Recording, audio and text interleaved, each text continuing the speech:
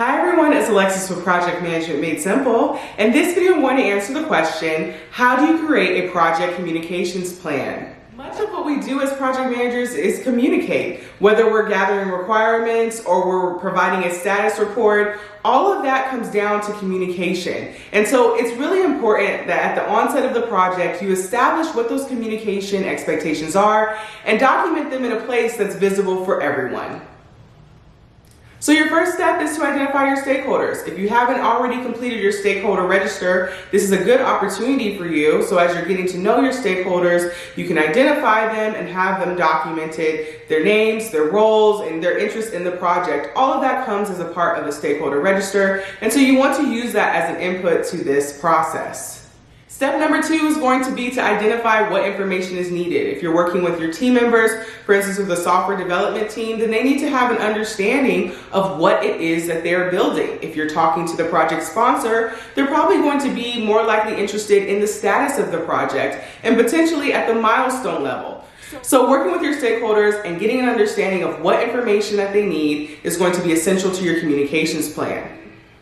Next is to get an understanding of how often, the frequency that is expected of the particular communication. Step number 4 is to identify in what formats the information needs to be well received. Does it need to be a presentation? Does it need to be in an email? Does it need to be something that you send over Slack or an instant messaging service? Having an understanding, again, going back to those expectations of what is going to best fit your customer is going to help you out as you are going through your communications plan. Step number 5 is to identify the owner of that particular content that's going to be communicated. Now, in a lot of cases, especially with traditional projects, that's going to be the responsibility of the project manager. But if we're working in Agile Scrum, for instance, some of that responsibility is going to be turned over to the team. So having an understanding of who is going to relay that information is also going to be key to your communications plan. Next is another step that I don't actually see often encompassed within a communications plan,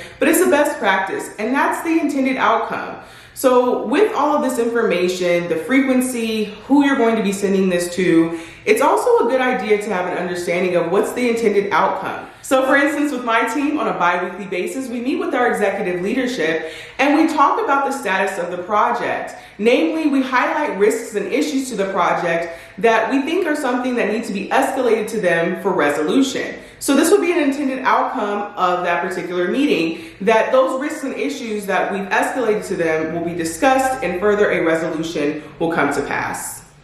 And finally, my last tip for you all is to make this information visible in your team's workspace. For instance, with my team, we use Confluence, which is a team workspace, and it's something that we grant access to our team as well as to our stakeholders. And so information like our project charter, as well as the communications plan, can be visible, is visible, and can be seen by all of the team members and stakeholders. Building a communications plan gives you the opportunity as a project manager to really talk with your stakeholders and get a good understanding of their expectations of how they wish to be communicated on in the project. More often than not, when I've seen projects fail, it's because the communication was not as expected. And so it is essential that as a part of your initiation or your planning phase, that you have these conversations with your stakeholders, get them documented, and as I said, make sure that they're visible. This is a video answering the question, how do you build a project communications plan? If you found it helpful, please do give this video a thumbs up, and I will talk to you all in my next video.